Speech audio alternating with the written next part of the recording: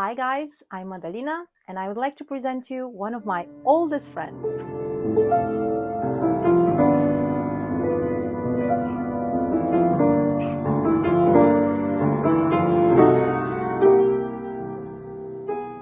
So this is my Petrof upright that I have here in Brăila, in my mom's apartment. I've had this piano for 20 years and I have to say that it has been very loyal to me. I got it when I finished middle school. Before that, I had spent my formative years on a Rosenkranz German upright, very sturdy piano, ebony colored with 2 candle holders on the side, which I thought it was the most wonderful thing in the world. For around the 90s, when I was born, for a middle-class family, it was very difficult, almost impossible to get a grant. There were not so many around. So having an upright, it was the most obvious choice. So when my teacher told mom that it was time for me to have a better instrument to develop on, she immediately suggested getting a Petrof, because when she had studied in the St. Petersburg Conservatory in Russia, she knew very well about the quality of these pianos, which were very popular at that time there. Inside the piano, you can see the construction pattern, which goes back to 1958. And even though I got this piano used, the high quality of materials and the craftsmanship prevail.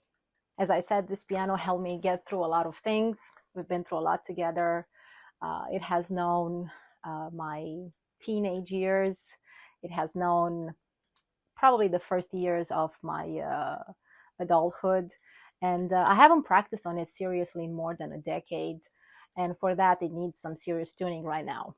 But tuning aside, yesterday I sat down and I tried it on a little bit. And I could notice that the sound quality was still there. And I think this is a strong indicator of a very, very good piano. For me, the most important thing when trying out a new instrument, or an old one for that matter, is the sound quality, because I want to know its essence. And I think the sound quality, the tone, the way it speaks, the tone that the piano speaks is like a human being, pretty much presents the instrument, the quality of the instrument. And in this way, it informs me as a performer who manipulates the instrument, what to do and what to bring out, how to maneuver, right? It's like a material that you're trying to bend in order to get whatever result that the music is asking for. And as one of life's surprises, 2 years ago, I had the privilege to record at the Petrof factory in the Czech Republic. I had the chance to try out a lot of grand pianos and uprights and to find out the distinctive personality of each. And last year, together with my 4-hand piano duo partner, Hugh Sang, we were named Petrof Artists. So little did I know 20 years ago when I got my Petrof upright that my musical journey would still be shaped by Petrof pianos. And today I proudly call myself a Petrof artist. So right now the piano is in excellent condition. Usually the humidity conditions here are pretty okay.